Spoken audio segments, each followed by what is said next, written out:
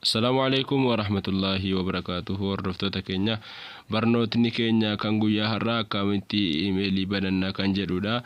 Iimeelii namni hin guuttanne hadda rakkoo isaa hin furata jedheeti kan yaadu akka ajaa'ibaatti as keessatti waliin ilaaluudhaaf deemna. Namni chaanaalii kanaaf haaraa taatan saabskraayib gochuu hin dagatinaa kanneen isin bira dafee gahuufis milikkita kana gadi tuquudhaan olirra buufadhaan isiniin jedha. Gara barnoota keenyaatti waggaa darfannoo kun Google Play Store silkiin nama hundaayyuu nama qaba. Isarra yeroodhuma tokko gadi tuquudhaan kan isinitti baasu ta'a. As keessatti hamma kan waliin hordofuu deemnu akkaataa itti banatanudha.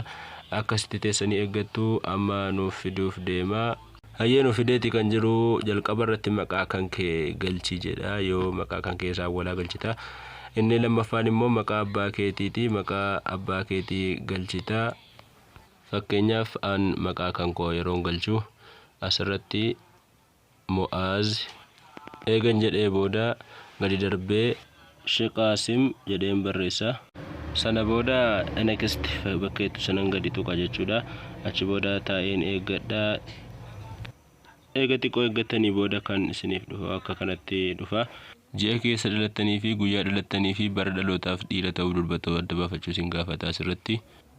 Jalqaba irratti ji'a keessa dhalattan asirratti guutu jechuudha. Gadi tuquudhaan akkasitti isinii baasa. Kanuma tokko rakaatu amaan jedhu. Lammaffaa irratti immoo daa'ii kan jedhu kanarratti guyyaa keessa dhalattan guyyaa meeqaati akka ta'e sadiin galchaanii fakkeenyaaf amaan jedhu waa tokko rakkoon qabu. Inni sadaffaa irratti immoo bara keessa dhalattan 1990 meeqaati akka ta'e isin gaafata. Asirratti barri keessan umuriin keessan waggaa 18 ol ta'uu qaba madaaltanii guutuu qabdu. Yeroo hamma guutamu kaase jechuudha. Inni gara gadii kun saala keessan maal akka taatan dhiira moo durba jechuu adda baafachuudhaaf jechuudha. Asirratti yoo durba taatan isa gara olii guuttuu, yoo dhiira taatan immoo isa ittaanu guuttuu. Kana booda next jechuudhaan karaa fuulduraatti achi isin dabarsa jechuudha. Xiqqoo eeggatanii sana booda in eegdu jechuudha. Akkasitti isiniif baasa iimeelii keessan isiniif guutee fidee isinii baasa jechuudha. Tokko as keessaa filachuudhaan tokko gadi tuqattu rakkoon qabu qubee irraa murees itti dabalees ni fida jechuudha. Anama fakkeenyaaf isa jalqabarra jiruun filadha. Achi booda nextiin jedha. Sana booda paaswordii nu gaafata. Paaswordii keenya paaswordii jabaa kan nama harkaa jijjiiramne hin banne wayiitti naquu qabna. Paaswordii kana keessatti waggaatti naqnu qubee guddaaf qubee xiqqaa milikitaa fi lakkoofsa irraallee galchuu qabna. Fakkeenyaaf qubee irraa qubee guddaa kanan galcha. Milikitas immoo kanan galcha.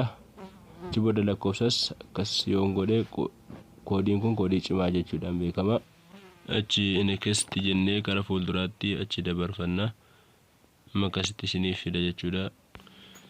Asirratti lakkoofsa bilbilaa keessan guutuu isin gaafata. Yoo Itoophiyaa irra taatan Itoophiyaa guutuu, bakka biyya jirtanu keessatti asirratti alaabaa isaatiin adda baasuu dandeessu. Maqaa isaas ni hima waan ta'eef maqaan adda baasuu dandeessu. Anamma Itoophiyaa waan ta'eef Itoophiyaa irratti guuta jechuudha. Itoophiyaa gadi tuqxanii sana booda lakkoofsa bilbilaa keessan bakka kanatti guutuu. Lakkoofsa bilbilaa erga asirratti guutanii kaatanii booda fakkii milikita next jettu sana gadi tuquudhaan karaa fuulduraatti achi dabarfattu. Kana booda irra deebisee isin gaafata. Keessan immoo keessan miti ta'uu akka qachuudhaaf jecha kooti jechuudhaan next jettanii bira dabarfattu. Akkasitti isin dabarsaa. Kun immoo seera isaa akkaataa fayyadama isaatii. Seera kana akkaataa isaa qeebaluudhaan fuulduratti dabarfanna. Amma xumurreetii jirra jechuudha. Ni eeggattu xumura waan ta'eedhaa fi hayyee hamma nuuf banameera jechuudha hordoftoota keenya. Google Play Store kun baay'ee faayidaa guddaa qaba.